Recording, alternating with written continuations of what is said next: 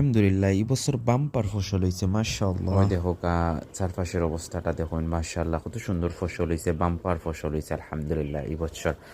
গ্রামের যে রাস্তাটা, ছোট রাস্তা, আর দুই দিকে দেখরা আপনারা কত সুন্দর দেখরা আপনারা, দুই দিকে ফসলি ক্ষেত আলহামদুলিল্লাহ।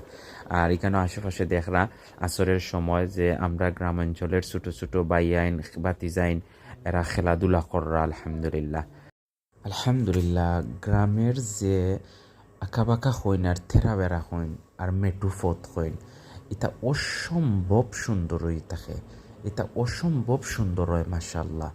আচ্ছা যখন আপনি কুলা আসমানের নিচে একটা আঁকাবাঁকা রোড, একটা আঁকাবাঁকা রাস্তা, আর আপনার দুইও পাশে সবুজ মাঠ আর বা সবুজ ধান ক্ষেত, রাস্তার ধারও আবার বিভিন্ন গাছপালা, সব কিছু মিলাইয়া খুব সুন্দর একটা পরিবেশ একমাত্র গ্রামও লক্ষ্য করা যায়।